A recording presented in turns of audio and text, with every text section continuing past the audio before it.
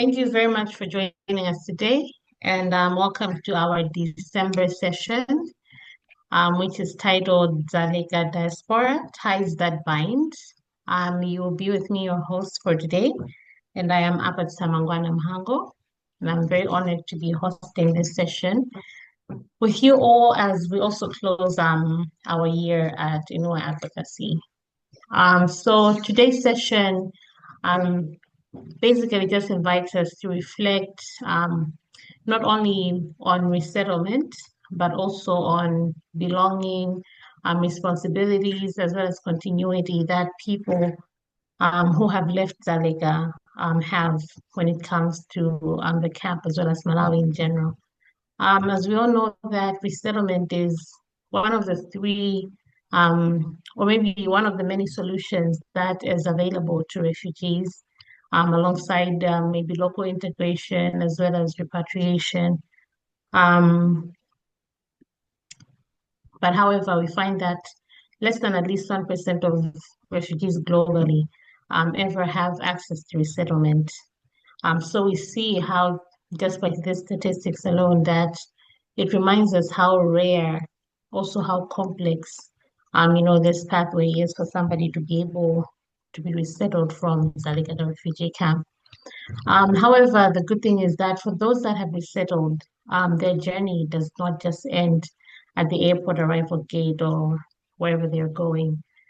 While when we look at resettlement, it offers safety and opportunity, but it also carries with it, a weight of memories, separation from loved ones, relationships that have been built in the camps, as well as lasting connection to the place that people once called home.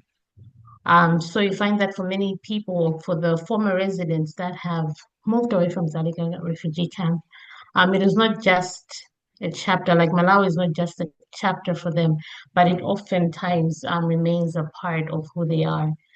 So this is the main reason why today we're having this theme on ties that bind, because we believe that these ties, when people go back or when people go to different countries, different continents, they still carry with them Zareka.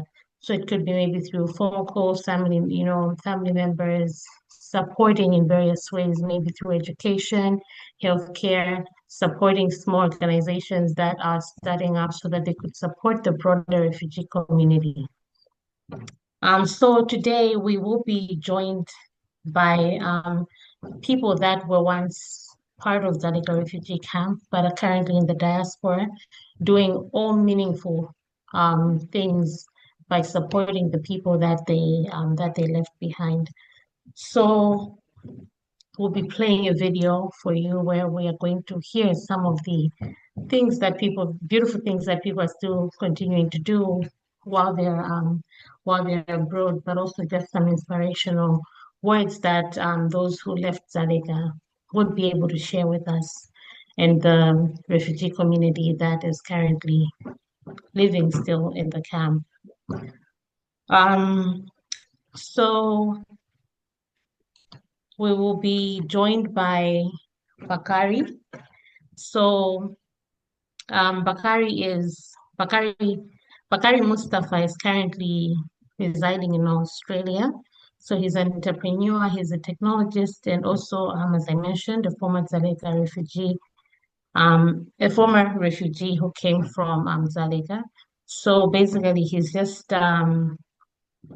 building platforms, mentorship, outreaches, just to be able to connect with the people that is doing Zalika. And he will share his powerful story from resilience, innovation, and how he's giving back to the Zalika refugee community. We'll also be joined by Gabriel Daishimire, who is the founder and president of the Canadian Foundation for Refugee Education. He's currently in Canada, and be his video mainly talk about conversations, on resettlement, identity, and giving back. His main expertise is that he leads education-focused initiatives by supporting refugees children and youth. And he also continues to work with different organizations here in Malawi that are advocating for refugee rights. And we'll also just hear some words of encouragement from Devota Iradukunda, who was once actually a former employee of Advocacy, but she recently also got resettled to Canada, who will just share with us how this journey has been for her, and to just basically continue to inspire the people that are still within the camp, so that they should not lose hope, and they should um hold on to faith, and beautiful things are coming to pass. So I think from here, I will maybe just give an opportunity to Bakari as well as Gabriel, because Devota is in class. We'll just play her video, but perhaps maybe Gabriel just like to say hi to the participants, and Bakari as well, and then we will dive into the video. After the video, we'll have Bakari who will share his story, because Gabriel had already shared a video, but that does not limit. If you'd like to still add more, Gabriel, as the conversation goes on, please feel free to do so. So maybe for now, let me start with Gabriel. If you'd just like to say something real quick, and then we'll move on to Bakari, and then we'll go to the video. Thank you so much. All right. Thank you so much, Apasa. It's really good to be here, and great to see you, Bakari. I remember you from back in the camp. I was surprised when I heard it was you. I actually saw the message yesterday that it would be you on the that I'm gonna be having the conversation with. So yeah, great to see you again. And it's great to learn that Devota is now in Canada. That is a good news, and that's encouraging. So yeah, my name is Gabriel Ndaishimie. I come from Zareka. I grew up there when I was very little, from the age of 9, and I left when I was almost 22. So Zareka is really home to me. We'll keep talking, and I'll pass it on to Bakari. No worries. Thanks so much again, everyone, and thanks, Gabriel. Yeah, so it's a pleasure to be part of this, conversation, and to, just, share, a little bit, about, myself, and, what I do in terms of, giving back to, to Zaleka, because the place, for me, it's home, and it's like I think for everything that I do now, it's, in relation to, to the community there, and to do, my part based on the opportunity that I've been given. And for me, I lived in Zalaika for at least 7 years. So I left Zalaika around 2015, and been here in Australia. And from time to time, my mind is always thinking about the camp, because there I built you know a life, friends, learn about the community, the environment. It's, it's part of my DNA. So everywhere I go, I share, this story, and share the life that, I lived. And for me, I find that, people find, my story very, essentially, very, upskilling, and very, inspirational, where, when you share about, your past experience and how you live, people, connect, with that. And for me, that, it's always, my motivation to share, my refugee story, because that's powerful. That's part of, my story, and that's, what made me who I am today. And yeah, I look forward to, to sharing more of, my journey, and how, I came to, to this, position that I am today. Thank you.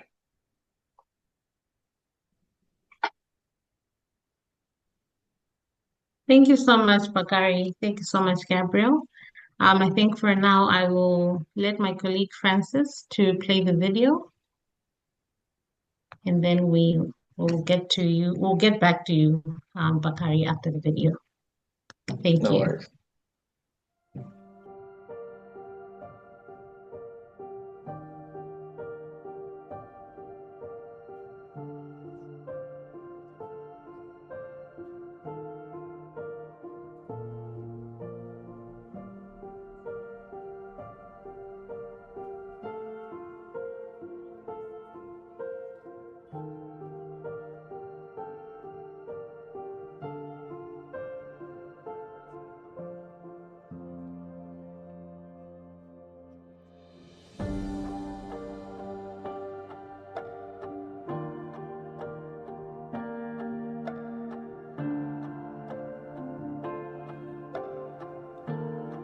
home to me means a place that has some sort of stability that can enable me thrive. My name is Gabriel Ndaishimiye. I'm from Rwanda. I grew up in Tanzania and in Malawi. I was in Malawi from 2003 to 2016. I left Malawi through the World University Services of Canada, university sponsorship to Canada. So I did my undergraduate school at Huron University College and completed that in 2020. So ever since, I've been running several initiatives that support refugees, mostly in the areas of publications, book writing. And so, I go back to Malawi here and there. My family still lives in Malawi. Specifically, my son, who was born in Malawi, is still in Malawi. So I go back quite often.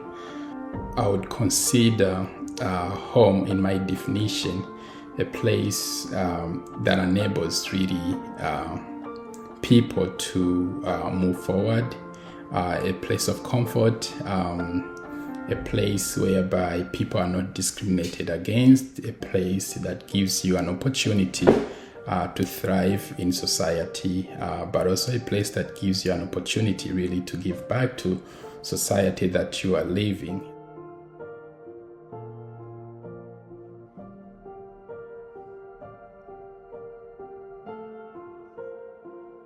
My name is Devotayra Dukunda. I'm a former refugee. 3 months ago, I left Malawi through the process of resettlement through UNHCR. I left Malawi to Canada. I'm currently in Canada with my family. I used to work for Advocacy. I feel like I still do, because it's just home. Today, I just want to tell you a little bit about myself. So I came to Malawi when I was so little, about 4 years, if not 3. I did my primary, secondary, university in Malawi.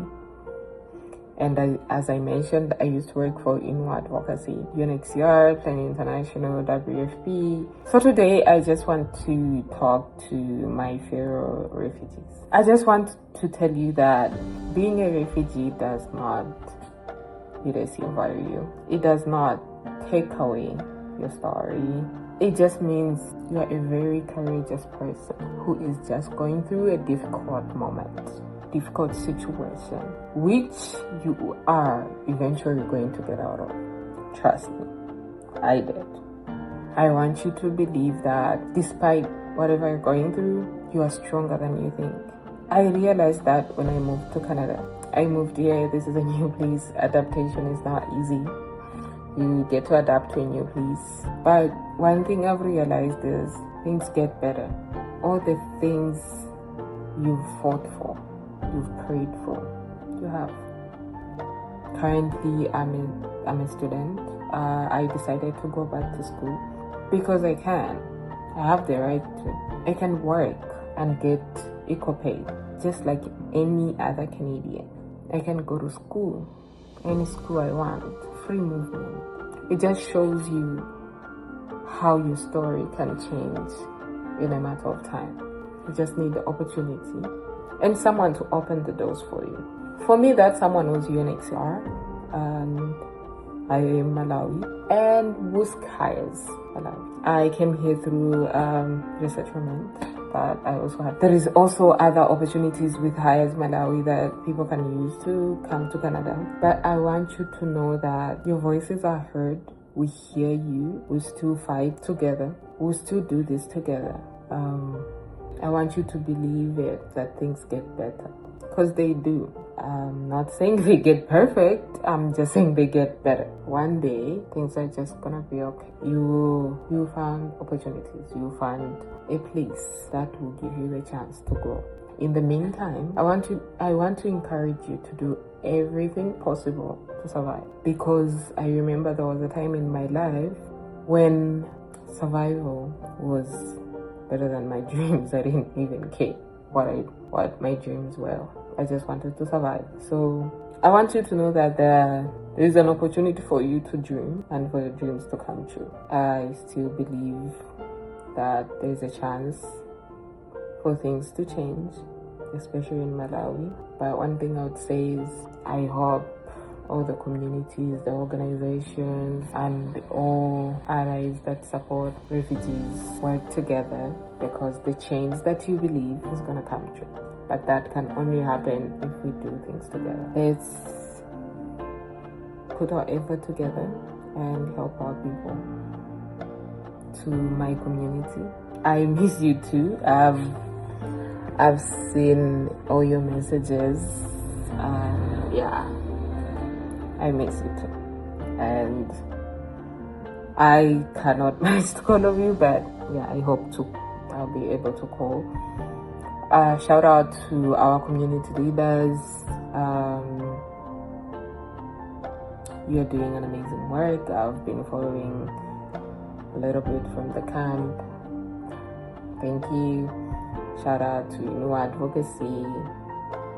Thank you for the amazing job that you're doing. Thank you. There is Hope Malawi. Thank you, UNHCR, for supporting refugees. Thank you, Malawi Human Rights, for everything. And I hope that you keep fighting for refugees. Thank you, Yas, for working together with refugees. Thank you very much. Bye-bye. Thank you so much, Francis, for playing that. I think maybe now we can now hear from Bakari as well, who can just hear us. How he's still bound to the camp, how you're still giving back, maybe just words of encouragement, and then we can just have an open conversation after that.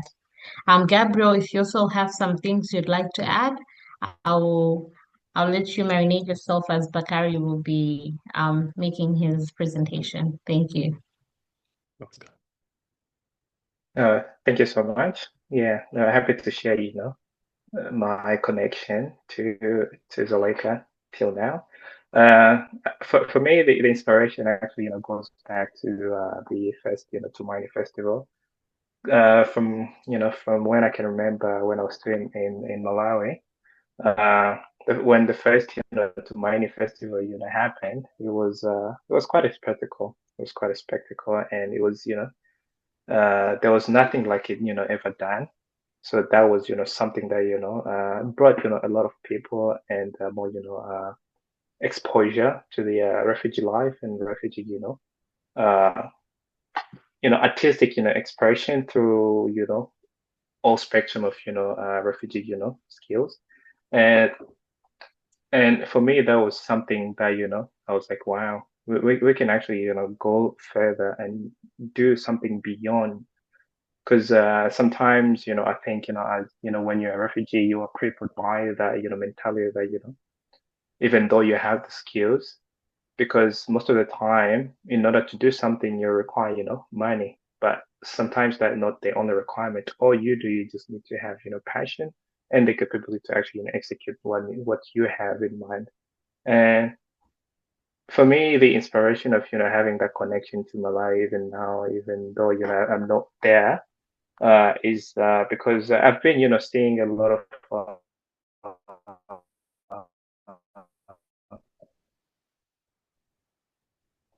video everything from, across, people from the world that, have actually, visited the camp. And some of the stories that, are shared, very biased and not painting, a clear picture of, the camp, the refugee life. And from what I've also, noticed, some of them, when they come to the camp, they have, certain, kind of, impartial, view of what they want to share about the camp and the refugee life and show that to the world.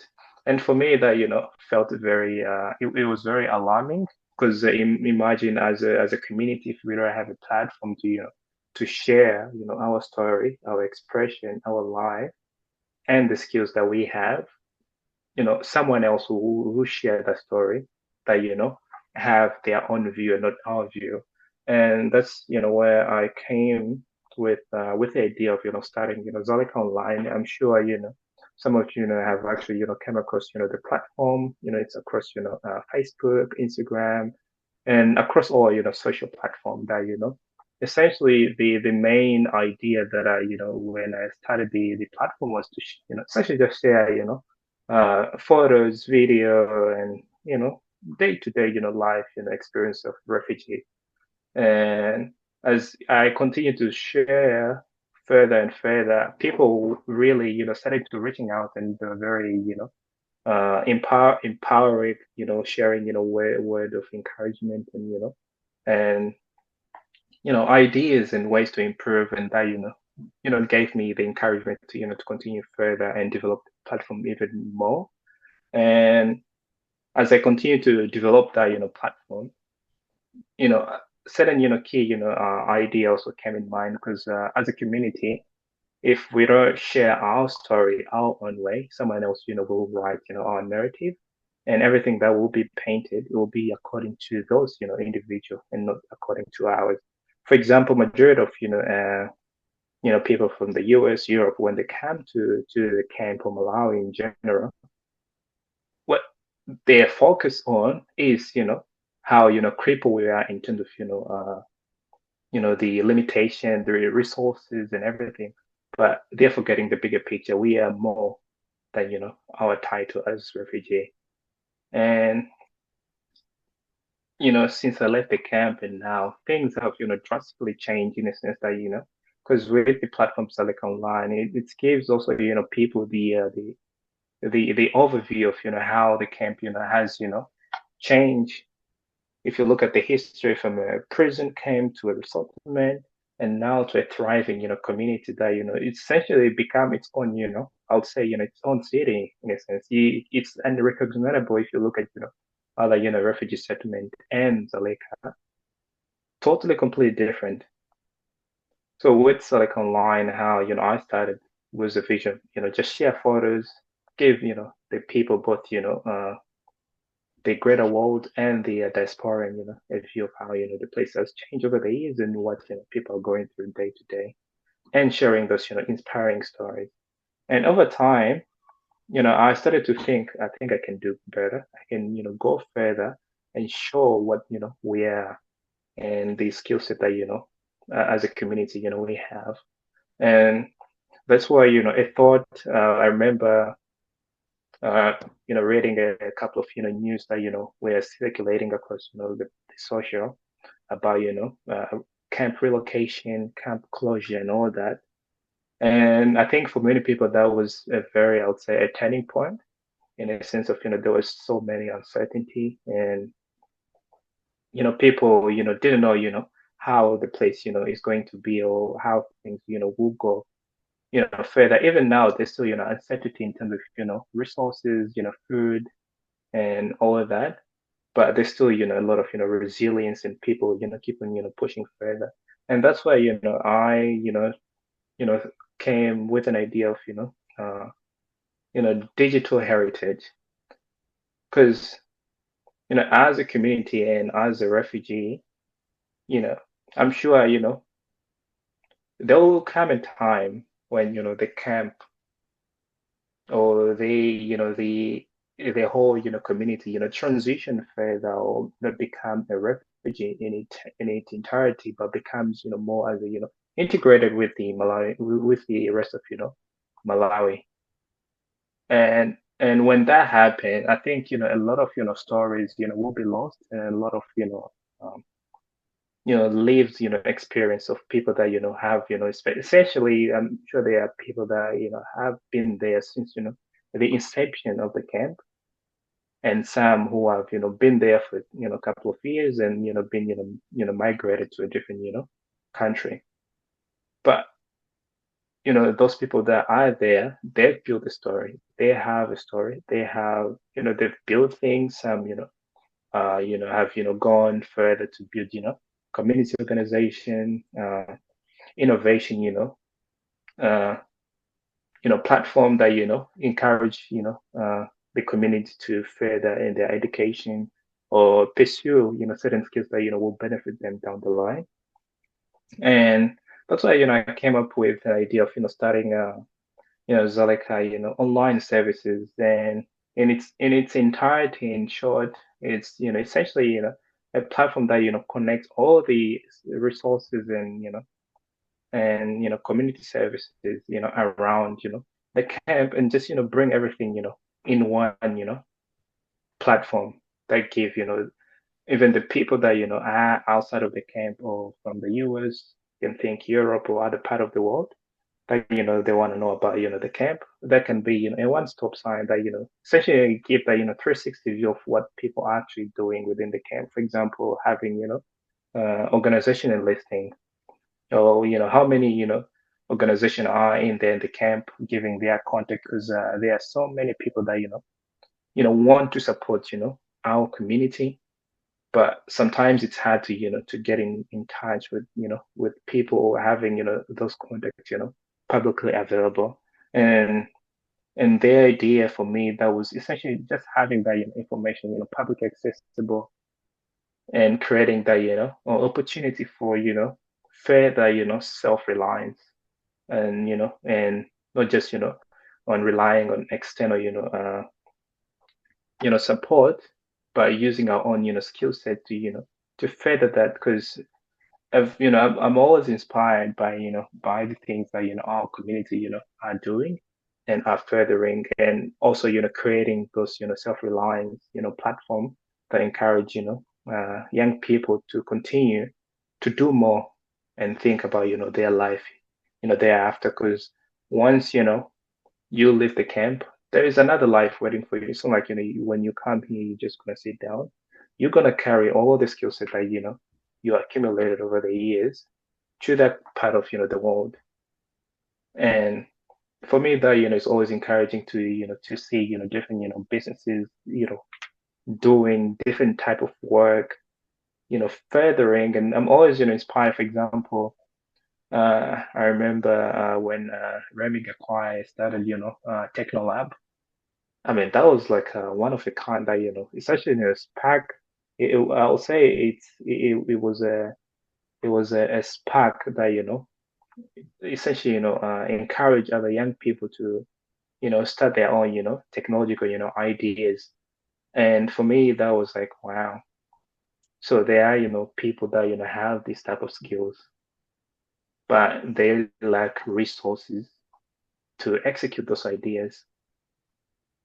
For example, I have, my cousin there. He started an organization called, a Die Cycle. And with that platform, he teach, young people how to, to code, programming. And he's gone further and created, partnership with, MIT. And MIT, does, support, those program and content that they provide and so forth.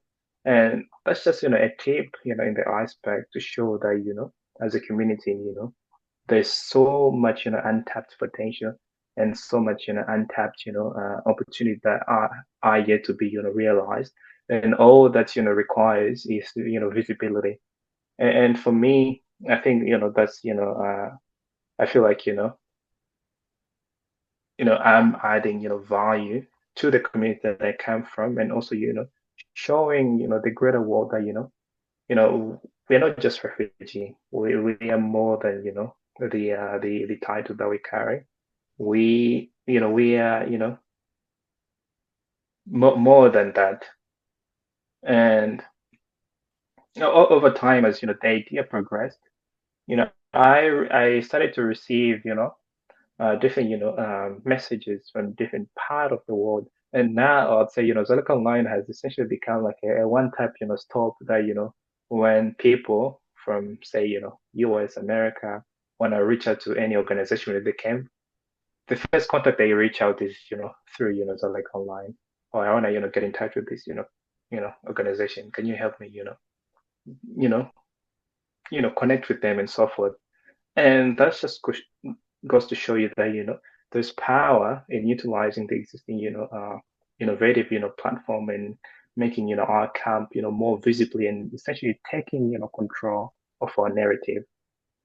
And, over time, I didn't stop there. Even still, the platform, continued to further develop and improve over time based on, the feedback, and, the amount of, people that, actually visit, spend time, read content, and continue to pour their time and energy in, providing feedback for the improvement. And as the platform continued to further, and I came up with an idea that okay, it's good to have this platform public available, but it would be nice to also have a service that also encourage people from the greater world to come and see how we live a life, the day-to-day life experience and so forth. Some posts say hey, come visit the lake and so forth. And the idea for that is to encourage self-reliance for one thing, where a visitor will book when they have planned to visit Malawi and they want to stop in Zaleka, they can book a tour guide. Essentially, what that means, they get experience, refugee young people. They are down the ground who know the story, they know the place, and they know how to tell their story about themselves, the community, and the things that are happening on the ground. And as they give a tour to people from the US, from Europe, they get paid as well. And for me, that is encouraging to see, young people, they have the zeal, the energy to, to do the unimaginable and to essentially, do what others, deem to be, very, high risk, type of, work or activity. And for me, that is, always empowering to always, do my best with the resources that I have and the play that I've been given over time, to do the best I can to try and encourage and those untapped potential within the camp to make them publicly accessible, where people can come across them and try to empower them, or even invest in their ideas and whatever they may have. It can be a community organization, a technological idea, or innovation that solve the Zaleka refugee community problem, because there are so many challenges and there are so many opportunity, and the young people in there, they have those capability and resources. For example, there was uh, a video that that was actually undertaken by a home storyteller, and I got an invite to attend one of those, and I got to hear some very inspirational poet sharing their story through poetry, and that was encouraging, and to see people from across the world spending essentially just taking their at least an hour or so time just to hear these young people's story, and doing whatever they can to support in whatever mean they have. And for me, that is always encouraging, and Zaleka is part of me, and I'll continue to do that. Sorry for for taking so much time and painting that picture, but for me, that's the connection with the camp, and I continue to do the best I can. Thank you so much for that, Bakari. I think yeah, I mean, it was a lot, but very important that we needed to hear. You've made important points, discussing about issues of untapped potential in the community. And I think especially, being refugees, people tend to forget themselves. They tend to forget that they can actually do much better, just like everybody else. So I think it's really a good reminder to the refugee community that you have potential, you have what it takes. So being in the camp does not limit you or should not bar you, to what you can actually do as an individual. So I think it's a really good reminder, even to the audience that I hear, that you have so much potential, and it's really important. Even when they see people like you, they actually get more inspired. And another thing is, you've just also reminded me of the concept of nothing for us without us. As we discussed that, sometimes what is shared is biased if we let people speak on behalf of us. So I think it's just another important reminder that we shouldn't let, people come and define our stories, people come and do things for us. we have what it takes to actually do it for ourselves. So I think it was a really, really good reminder to, the rest of the refugee population to say it does not end here. There's actually a lot more, and it doesn't even need you to be actually outside the camp in order for you to do something. You can actually start giving back while you're actually there, right there in the camp. There's a lot of things that, you can explore to see that what can I do to fill this gap? There they know the challenges better than anybody else because they're currently living that, living in the moment. And even you say that things are forever changing, which is true. So for somebody like you who has left the camp, you'd find that what was there last year is no longer there right now. So it's really, really important that the community that is there should still continue being proactive to address the many challenges that people are currently facing to be able to bridge these gaps. So thank you so much for that, Bakari. I think at the end I'll just probably ask you one or two questions, but yeah, something very, very small. I think let me allow Gabriel if you have something to say. This is your chance. Thank you. Yeah, your Pastor, and thank you, Bakari. I think you've pretty much exhausted everything on my list, but I'm going to try just fill in the gaps where you really did not reach. First of all, I would like to commend you for initiating Zareka Online. It's a very, very important resource to have. I use it very often. I didn't know you were the person behind it. I reached out to people in Malawi and they told me that there is a group. I thought initially there was a group running the website, as this was very creative. So that is really very good. You are documenting history, and history is very important. I'm a researcher myself, I'm a writer, and I'm trying to write in a way that can document the history of refugees, personal experiences, but also I'm going beyond that to discuss them more broadly in more academic and take them to people who can expound on those experiences and really be able to study them and critique the practices in the camp, critique the policies that frames refugee policies and all of that. And so the resources that we are able to put together is very important, and we use it quite often here at Safari. And yeah, so I was in the camp when the population of the camp was about 3,000. When I left in 2016, the population had plummeted. So it was too much.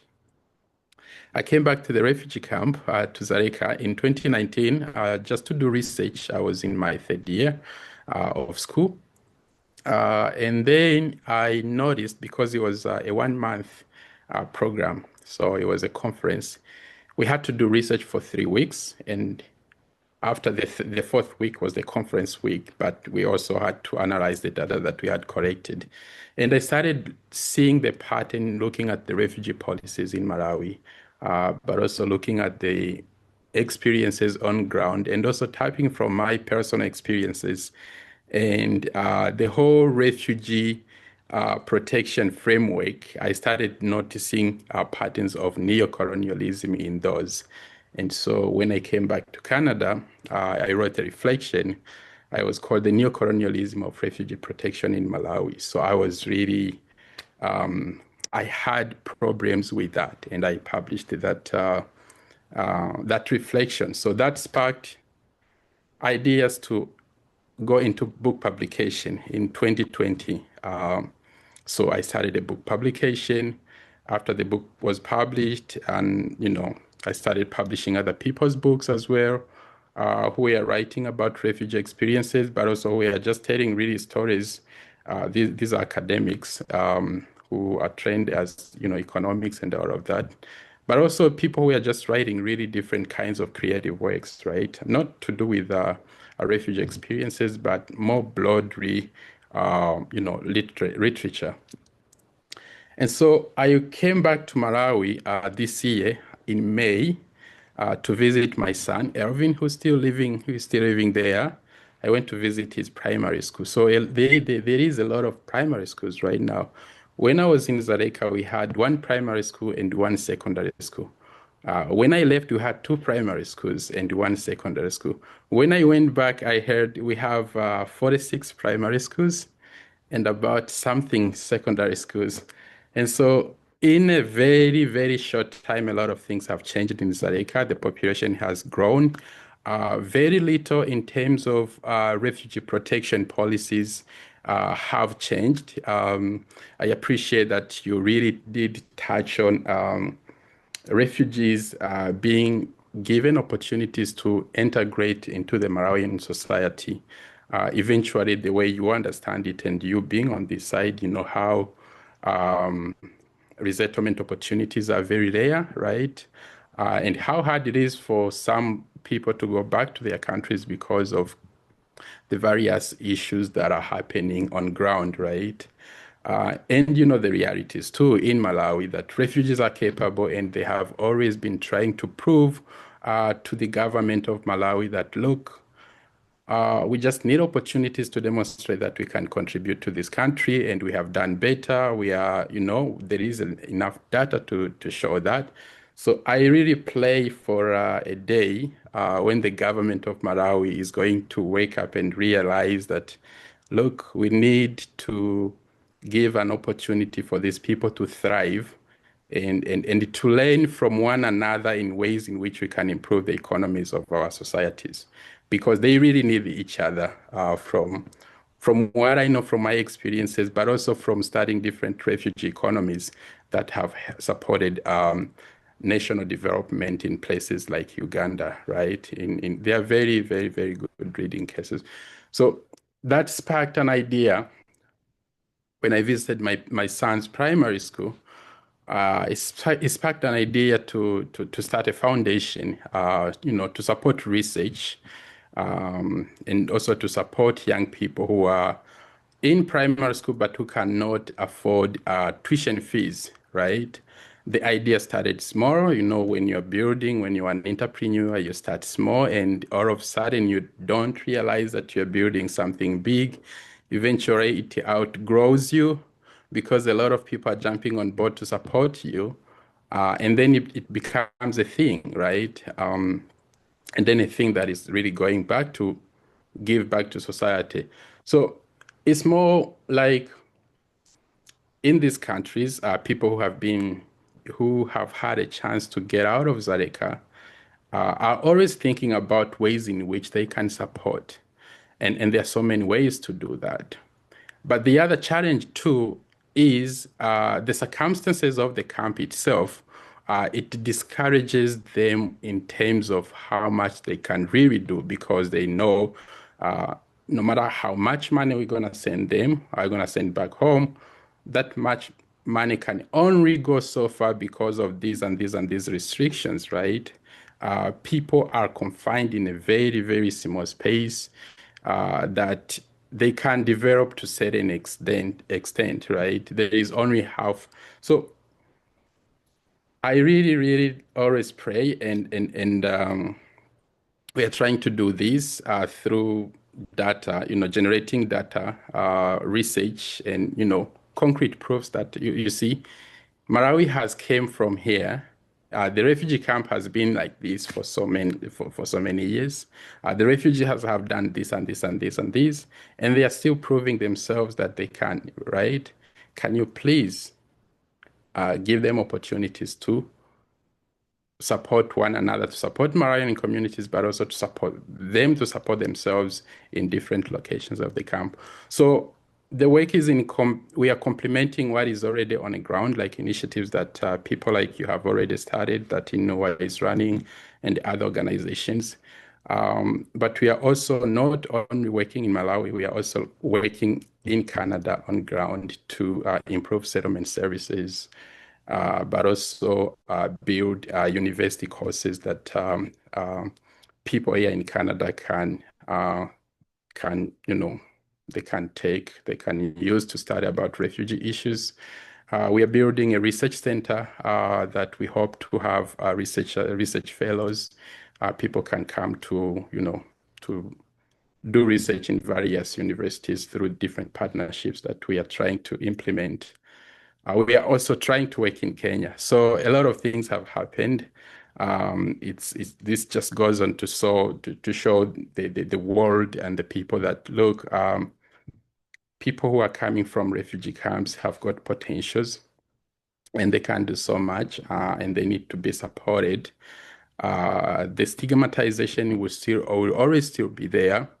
But every young person who gets a chance to get out of the camp, I always encourage them that you have an experience that not so many people have, and you have demonstrated that you can survive in very, very harsh conditions. Don't stop there. Don't be lazy.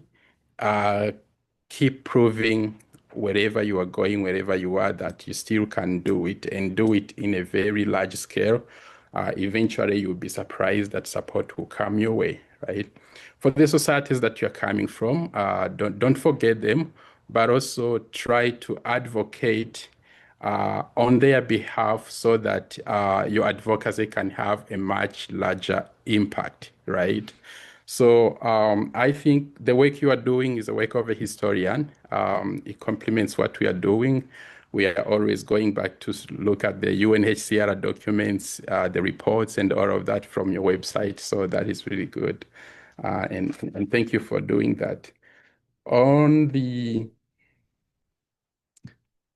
I think I've said really everything. On the digital heritage, really, that is very good, because eventually the refugee camp is going to come to an end, right? It cannot stay there for 100 years. I think it will be or be gone.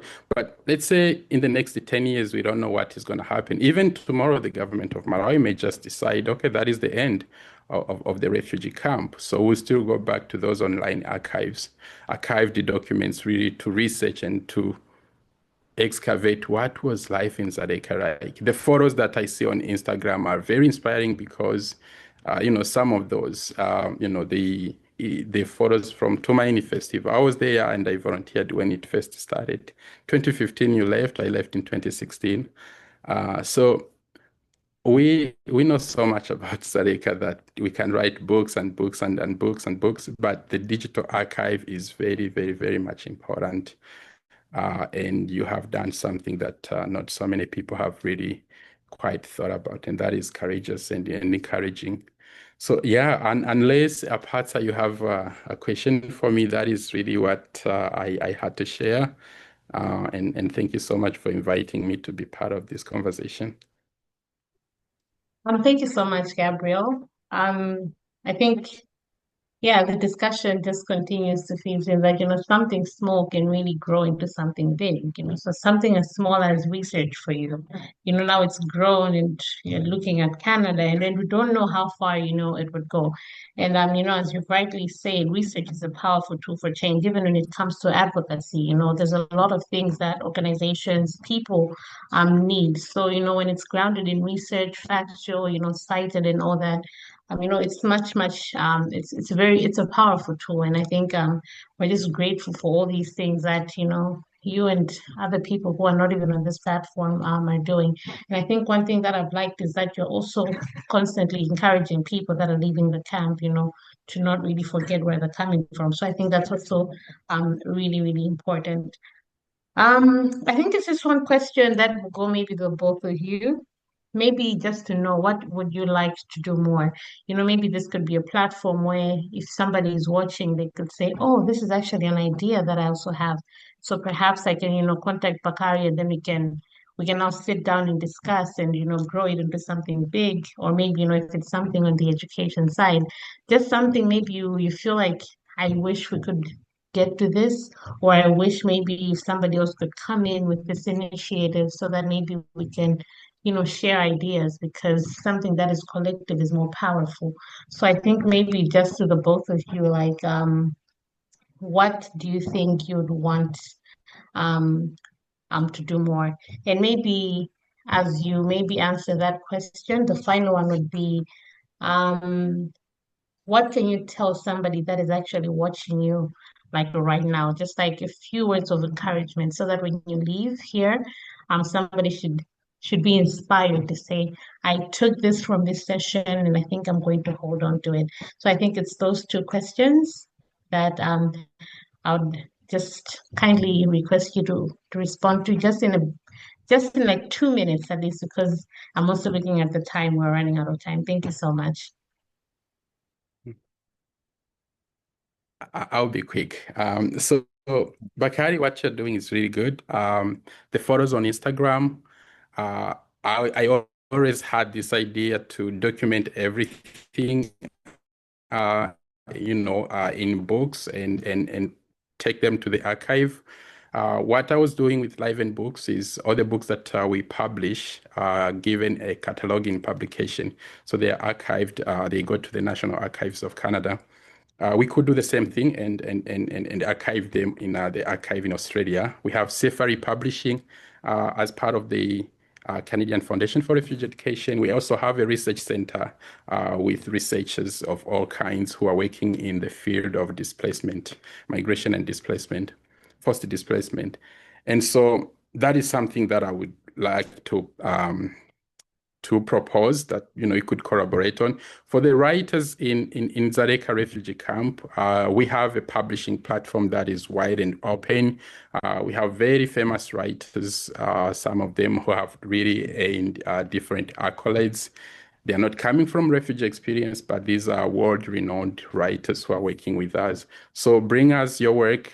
We would love to publish as many stories as we could. Mostly critical work that are documenting things happening on ground, but also personal histories, but also people who just want to be mentored in terms of, writing. So yeah, we have the research center, the publication, and we are ready to support in any other way we can.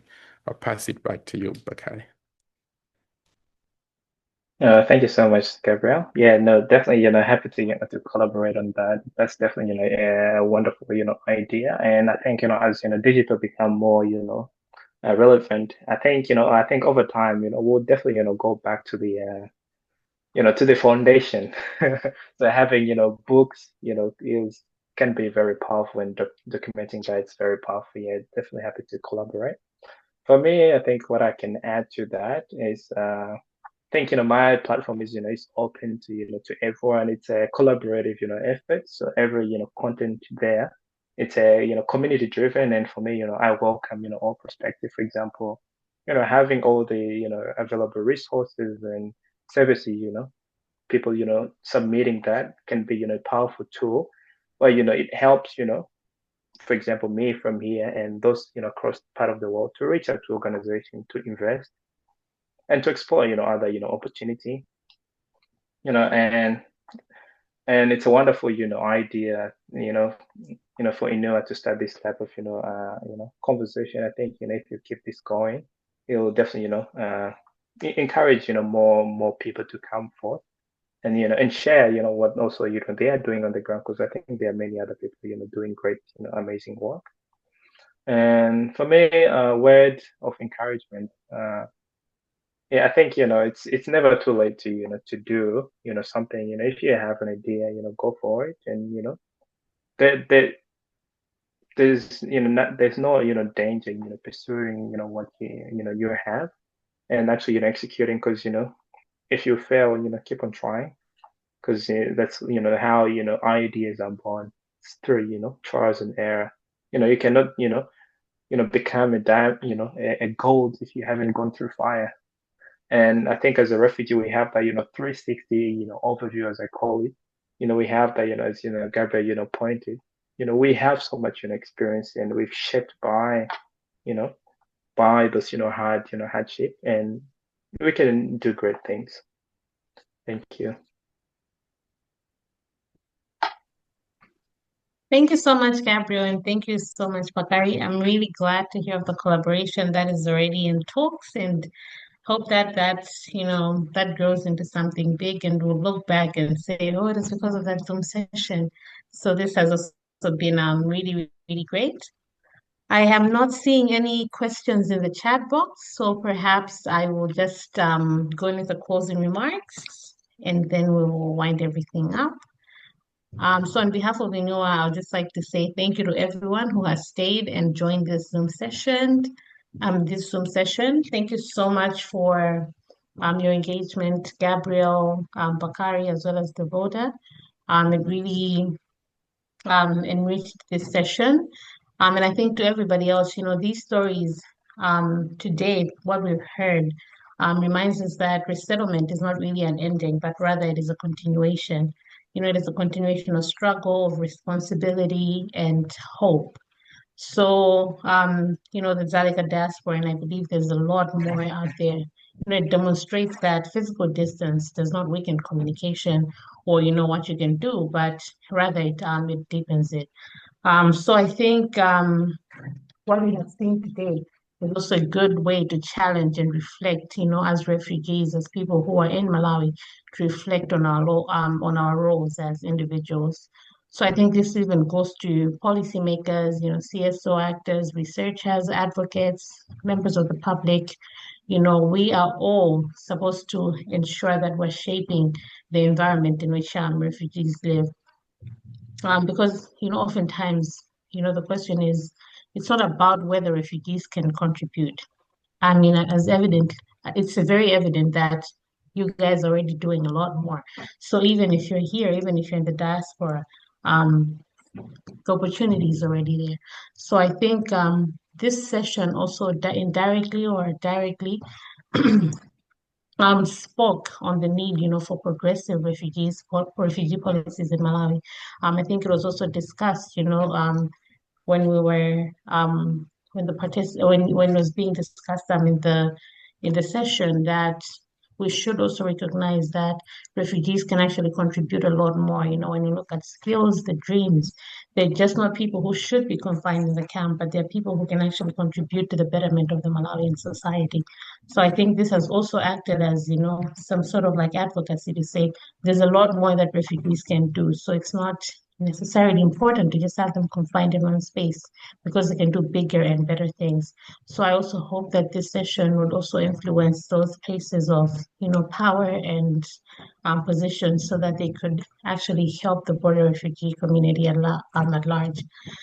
So all in all, on behalf of the CEO of Advocacy, I would just like to also note that today's session marks the final monthly Zoom meeting of the year. We have been having Zoom meetings each and every month, where we're discussing various topics that were very, very engaging, insightful as well. So the conversation was sometimes difficult. They were interesting. They brought out other areas of interest as an organization, partnership, etc. So it has been a very fruitful engagement, and we'd just like to take this moment to thank people who have joined us from the time we started up until now. And I think for this session, all the people that are online, Bakari, Gabriel, thank you so much for attending, and we wish you all the best. And we hope that from next year we'll continue engaging and we'll find better ways on how we can continue to ensure that this relationship that has started will actually grow into something more fruitful, and that will build more on this. So thank you so much. I wish you all a Merry Christmas and a Happy New Year, and enjoy the holidays. Thank you. Thank you. Thank you so much.